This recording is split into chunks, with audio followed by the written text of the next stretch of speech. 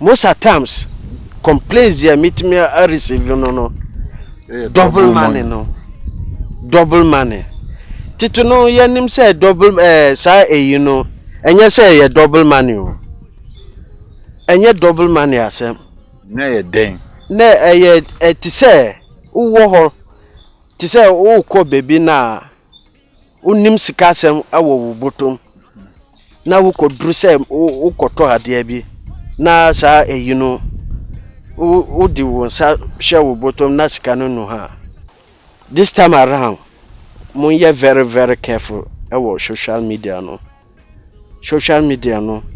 wo be ma wo be da anajo enye se oba na wo no oba na eda wo nko na eda na ade be chi na wo nema nyina nti wangasa wo tumi no se tumi ni mo sika untumi mane ma o mo there be Aka TV, the internet the bro. Subscribe for more.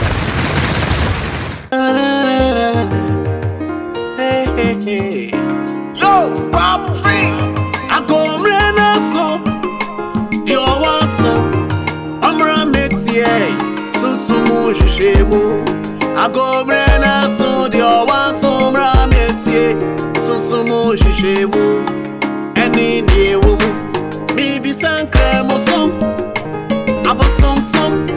Any crease or some. Why DNA? The creative director. Director 2 Ababa Children my new Eti Robert Bento yetio Kaya City wo sempa wo de mayedano Robert Bento yetio yema ashofo nyina akwa ba ye spiritual bulldozer atrase spiritual bulldozer atrase a na je se sunsumu nkomo ye de ajibu abese bente de se waye comfort director enya comfort director e de akwenya ato ho se wo ye comfort wo ye malamo wo ye sofu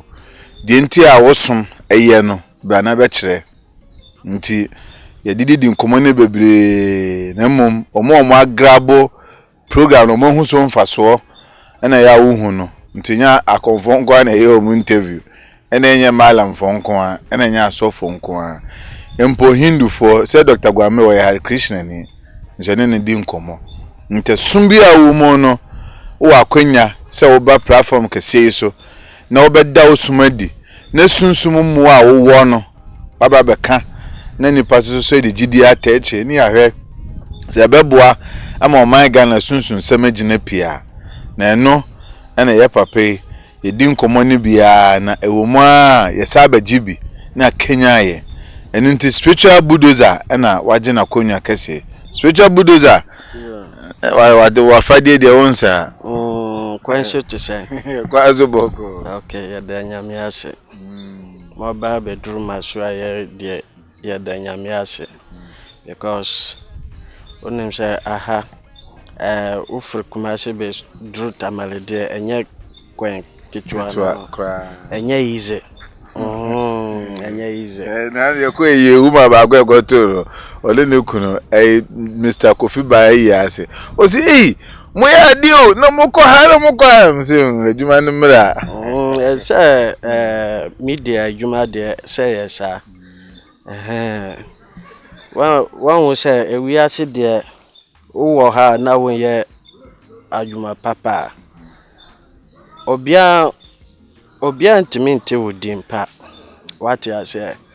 nti wo misabento wati midi mpa enti na woto anamo Afrikumasha bedroom ho no mo ba yo krampo mo the way my busy amanfo doso awo me ho na me hwe omo problems mo nti eno na first of all me pese me chia wa kasa na ma chia mi ehwefo de omo hwe ya no nti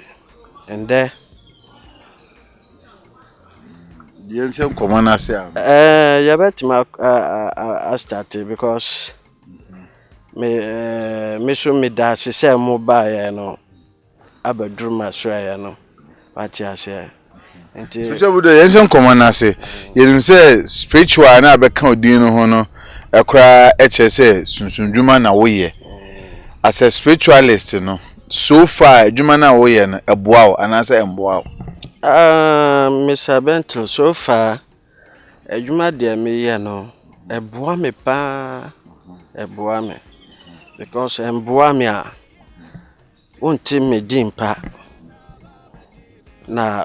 obe kase obe baba ye me interview and then moreover enya me first time ni uta baba ye me interview bebre but me pese me bisa hwe since ever me started wo hot chop program obi timi adi me complain about mawana anya senka memo aya we obi ke complain na memo aso ate eno kwa ya de nyame ase se o ye adepa omo se adepa na eto no ho enti me mba betena se apresi mo ho ma amanfo presi me enti metena ho se no eno na meka no menwu dia odi beba me ho na mentimi sa wo yare ama ana mentimi solve problem ama o what ya share enti me de anytime bia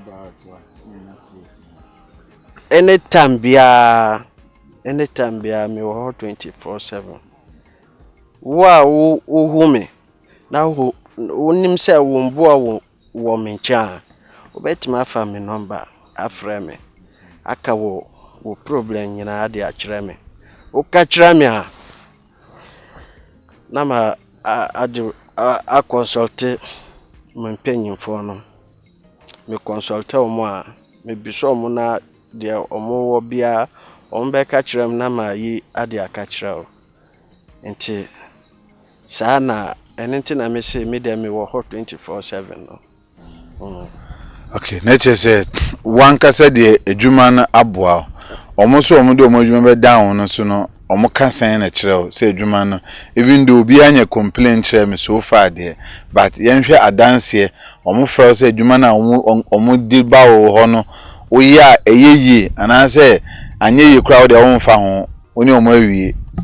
Mr. Bentel because me ho no say no minim de me ye obi adwuma na sa nipa na frame aka kire me say adwuma de me ye ma no emboa no sa de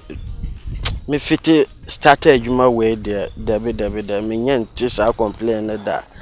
gise omo frame adam adima a kire say omo da wase de me ye mo no ti say obi frame ad complain ama me say oh adwuma de o ye no de emboa no de be me nyenti sa complain da me nyenti de because complaints there meet me I receive pa ewo media we so na ye say omo kire say double money omo kire say double money obi betime hu okonfo bi ana malambe no ordinasem akoto no anim a kire say ope sika na say bibisa on kire say on timi yes ha adwuma no bet obedwo nanum be adwuma no metima ye say ne say pesa sika we bra meboa o pesa sika no koma na Mr. Bentel at the end o friend krampo won fi obion odu be to blacklist what you say nti most at times complaints there meet me a receive no double money titu no yenim say double say you know enye say ye double money o enye double money asem na ye den na ti say wo ho ti say wo ko baby na unim sika asem awo wo botom na wo ko dru say wo ko to ade bi na sa eyi no wo di wo sa hwe wo bottom na sika no no ha na ewo amamre bi na wo beye wati ase wonya hyepe sika dodo ade wo pe bia wo beye afro wo bottom onim mame hama hayi asem na oka no ma tibi mpenyin sem that yanka se me nua boy oko school oko toss na o se oko to ne best friend bi oho omo pia akọ club a omo niska ba omo tumi ba club omo ba club no na so ombe num san wi na ni tu aye de niska mba ese boy no de nsafa ne botum se de wokan o kakasa bi ya bonse o de nse wura ne botum no wetumi nya sika no omo de tua but na according to the omo kan say enye ne bebrebe be na so de ye ne bebre ho na mentia de eno na me kire say eye ne nyina ye fraud enti eye emergency wona na ebeye adwuma ba say enye bebre ma wona fakobo brade wunya sa no de wunya de me kire no say ti say o ade ahia o de ehia o bia na o per say you know na wonni sika aweni mu gu ase no satam na wo do wonsa go packet mo address ka dodo ade o pe no eno na wo be ye fro ewo bottom wati bua mo haso meso makọ okonfo showboy ho no mo a yekoye no oma makora no nkoso okofa boba ebre no oje meso Sika 10 series o yiska bebre gu ho eno se be kan se eno na meka no bebre ye counterfeit na we die no on hwehwe o nkuta hwebotumi yi sika gu ho eno na meka no tricks sa nema no nyina enye se ka ho wo de ko sumsum side eno ye magic ba wo ho eye adwuma na pese me ho enye se be ye adwuma ma baba je se we dia no dia wo be we dia american oyi sika no one first camera o consult spirit no na spirit nso wan kan che ne se oyi sika no e de amaye nti ontun fa amaye Mr. Bento eno na me kire o se spirit bia ne ho na obetime yi sika bebre na e kire se sika no ontime fa ma o so ga so de issue nti obesan de na ade akọ dabe spirit bia be ka se obeyi sika no sa na eni kwan se sika no beda o di beche asa we need the boba by o dani ni gold eno so dabe eno na meka no gold na e wo no nche ade ara boba guta na ada me na meka assembly a kire wo no de wore nche sa gold no eno programming ye fra ade bi say programming ni nyina ye programming no gold na we yi say that one eno na enti na me say double money no eni ho no nti enti na me say double money na ho kire odi a ebetumi na wo aduru a ana say obi a kwa be na obetumi anya say no na me kire so titino na sa nema no wo ho be se sia no gise uwura mu pa ansa na wo betumi anya sa nema no sa ade de me explain a kire wo sa eduro na wo kire wa na tuma wunya sika na neda ho a wo ewo eno me kita se me wo bi anka me ni bia me na me pe bi o pe bia ye we a me ma leske ni ho na ba me dem pe de menye sika bebiri eno na me kire se eno ye fake no fake de enye bebre no o pesika bebre no o be da problem ti enye sika kwa enye dabi ye brasa de enye sika o be bransa na o be nye be o ti ho na o kire se obi kire wo se 100 million bra na o be ji 1 billion aza Sade zekabra boy simple kabra wa boy skanya 100 million anu na me kire no what say sa na ma no nyina na me ka say ye fake no eni ho sa tumi no ni ho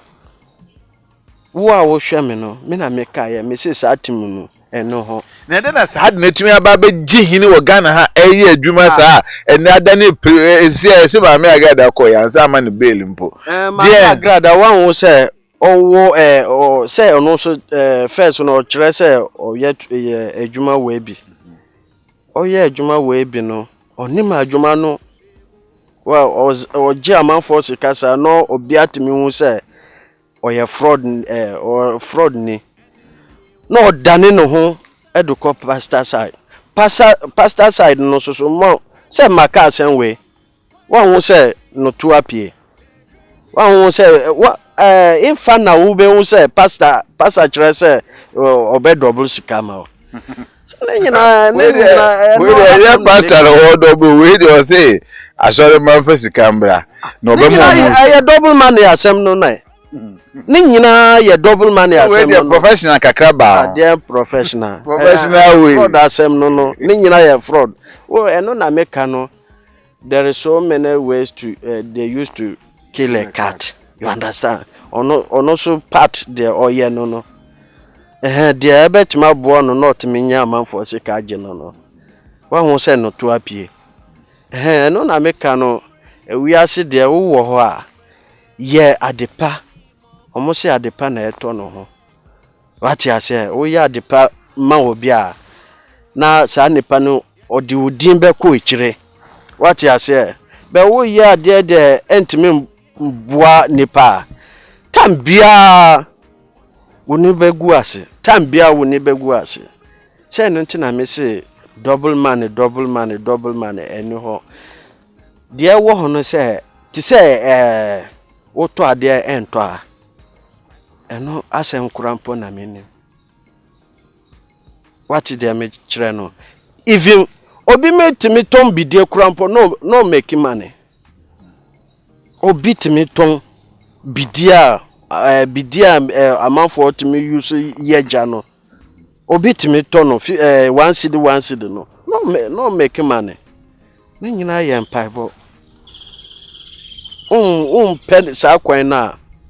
ubeka se sa 2 minute no ho sa 2 minute wo ho pa sa 2 minute wo ho nti ye nhwe adesuade ewom na makase ye de ye school na ya te na ye suade wa me ya te asese Sika tetefo no mu wonduro bi a omudi nya bi wa hochebere mu ama wokra wo su wo sa duro ni bi ahokyere wa udi yi Sika se Sika na ya omuyie na ahokyere mu na wo ka se eyeye no eno no yemfa ne se motumi a mitumi ahokyere na mitumi yi se Sika na mintumi eni tumi na o ma me se Sika ne kasa se sisi ya me pescato lankusa tumi e enti me ya spiritualist bi mamintumi nya Sika ne wetuma menya ketwa de maminya kase fanya lankusa ama tumi ne mfa ma Mr. Bento dia o pesa won kire no entimi ya adwuma entimi nya entimi ya adwuma so mama ketwa to so me ba wo sa tumi na fa bo amanfo o de bo nipa na nipa no wo se wo bo no e de ko side na ono so nani beji achede de o de be ma wo no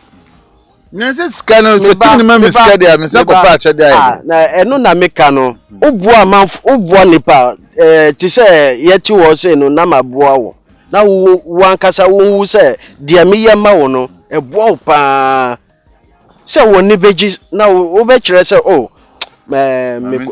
thank you nti car na ye de be che no e be free obi ho na aba ana se ma me pe Sika bi adema sa me penyin we sa nema no nyina Sika de wo so wo de beba be ma me no enya Sika kitwa what dey me kire no be wo ankasa tambi wo ho uti ho ti say me say no me ti ho no sa every blessed day met me spend be 200 million wo me aden amaka to am say to ti say every blessed day obia won the problem there office met me ati ho na we esimesi we beba oh me yira wo me pe me ne sika beto edwan we se me ba wo hospital sa ne manam nema no nyina eno na meka no sa tumi no na me wo enentina me so metimi afabo amanfo no nti wangasa wo tumi no se tumi ni mo sika untumi mane ma o mo debe mo no ewo ho gisa won fa no kwan so won fa sa kwan no so a won timi nya ba yete say spiritualist bi wonu mo a o niska kra na tumi ni tumi emani nya sika wa ewo kwan bi so eye no kre so usu tumi na o ho kire ono ama osika no na meka no etimi ama osasika no ema osasika no a ene kwan sha wo de be to ho na won ko an wo di fa boa de omo ne bi no tumi sika ne de boa de me pesa won timase no sa tumi no ma osasika na bebre sa na men fans shedan say o a kire say wo sika yima de omo ne bi no special bulldozer problem ben pan omo from tade mawo problem no de edoso problem no de edoso pa Mr. Bento te say wa omo amu wo aburuchie no obi wo ho obetima frame a kire say no documents asem obi wo ho obetima wo aburuchie no 20 years 30 years on the papers wow ewo kwendie o frame a ewo kwendie middle befa na ye we bema 3 days we oba so 4 days na ukoko apply sa documents na obe frame a catchrem say oh ma koko apply documents no but omo tosi me kire o say men ko biom o de tena ho na ma ya adwuma na ma o me ya adwuma na 3 we bema 3 days na we oba so 4 days endru 4 days no krampo omo ankasa na omo be frɛ say beje wo documents what is there me kire no now obi me to me ho spiritual marriage mbano sesia no spiritual marriage no dos bebre spiritual marriage no most at times mbano na spiritual marriage no tawo ho omuta wo sa spiritual marriage no mamo ade na ye mamo because ube obabe anajo they said 2 o'clock 1 o'clock obetima ko joy jese bathroom no so enye say ne dan ankasa no obedware no ti say omo be ye bathroom no ade se abonten eno so enclose na wo share sa bathroom no say o dware oho wo be hu say marriage spiritual no betima wurawo e de ko sa side batas no ko dware keke yes satam no wo be hu say spiritual marriage wo betima nye spiritual marriage ewo na anaju nante o nante a on fa bibi akata woti wonyu anase on fa eyi ade akata so oho obetima nye what dey me kire no na nema bi wo ho wo sha nema no be wo endru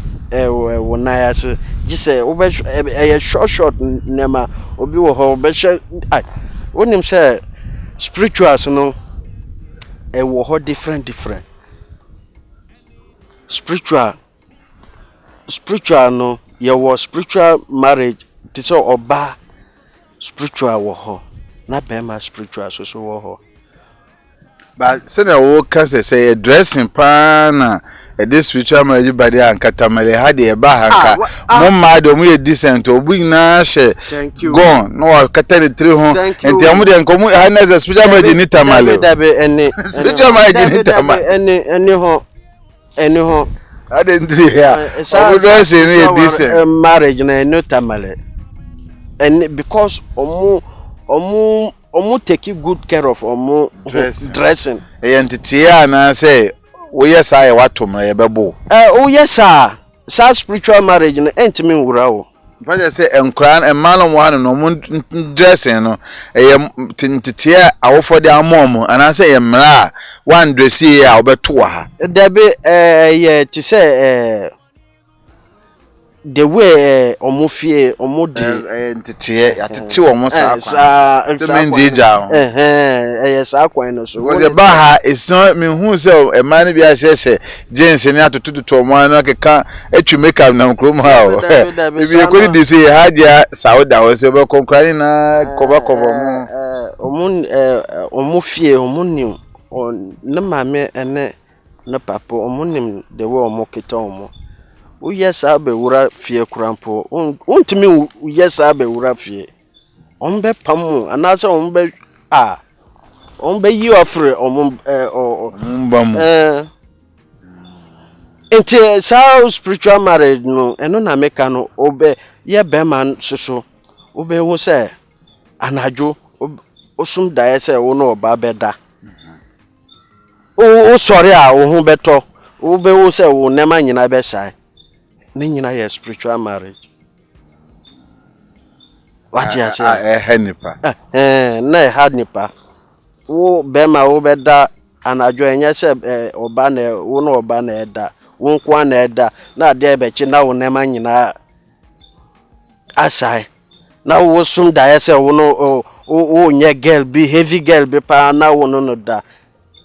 No ye spiritual marriage no. Spiritual na ewura wo no. Nina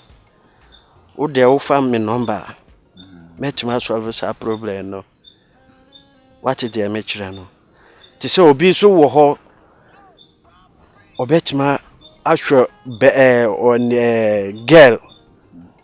obetima ahwe no cost ko awie sa time there ebedru se on be waro yonko no wo be wo se oba no be dwane ajae Bema no ni nyina fa number no fa number na frame a Mr. Bentel seconds one touch o pese bema o pese oba no be dane wo remote a metima ye no sa gise wo pre the way wo say wo use TV wo be so TV na wo use remote no sana umia na so umia na edum nti oba no ube control no tena ha no te ha dana wada no ro hono wa ro far away but me be ye enu ma wa me bisa wo say me mpesa wo be wikite be oba no nti wo be ware na de o ye wo no me fa eno replace no back wo de jai minim jai sa oba no mame me control no me ya adwuma no na oda no wo remote na be ma soso obetima ko hu oba be owo sika bebre no won say be ma no wo sika no okoware sa oba no onya na dia pepe ojwane and sa koso ube won say obedwane wo de fa number na frame ni nyina ye say enye ye adwuma bi ade amame but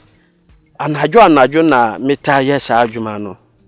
and most at times the omo obrutre no Mr. Bentel omo complain say lot omo pe lotto number no mitaya but me be ye lotto number no anajo 2 o'clock na me ye sa adwuma no 2 anajo eno ye 2 direct anase power ball anase power mega lotto ana mega million what you say ni nyina say ya aburche lotto what dey me kire no nyina ye aburche lotto Mitaya sa loto number no pa mita boa ama ma boa manfo bebre wo bruchire e wo loto no side eno de me fancy e wo Mr. Benton loto no de me disie wa na manka kire wa no kura and minim de me ye see M0NEY so conclude my na fa number na ka Mr. Benton de me number na da screen no so o de open me a 0244 915 777 0244 915 777 de me wo no say men kire say me mbo wo yare nti unfa me number afre me wo de fa me number afre me aka kirem de how de wo mu bia o frɛ me na wo de wasematum manima na metima bo wo e de kosa side no a me kire wo say wo tumi wo me nche na wo tumi susu ni me nche me kire wo plain say me ni sa tumi no wo tumi ni me nche pe obi foforo na wo tumi aboa wo what de me kire no enti de me apese me pese me kire atwefo no this time around Munye very careful ewo social media no azamfo no omodoso papa azamfo no doso enti won take time a ohu akonfo bia anase malam bia wo fa number wo frɛ o kire wo say wo ye intention apeska no akoma no mun take time e de course at side no enye sa wo na wo da prison no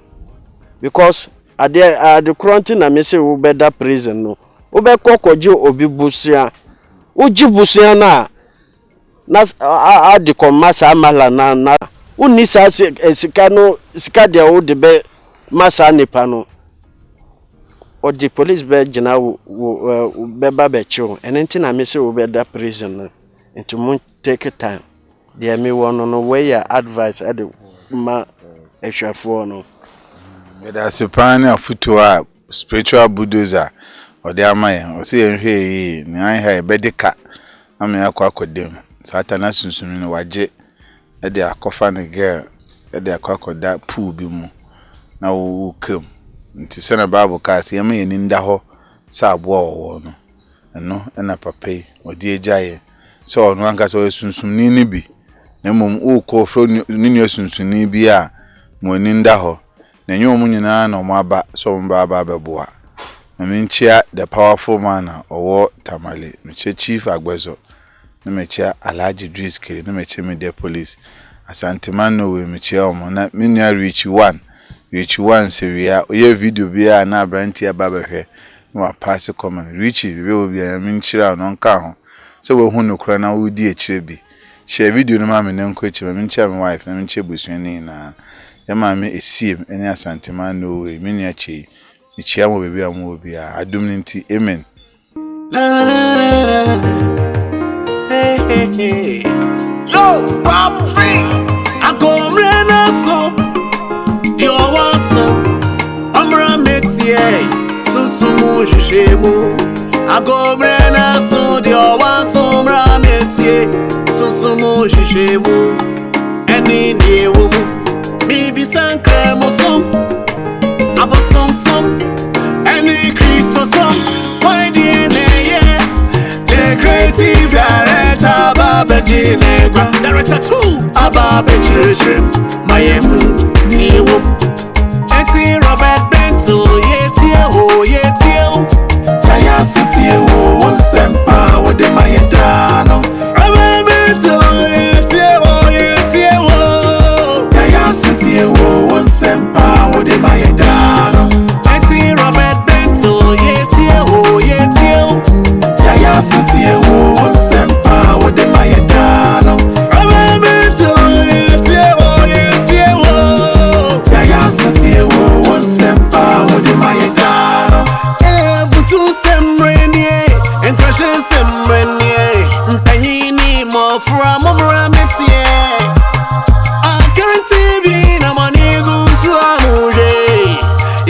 Sempa umu senebrem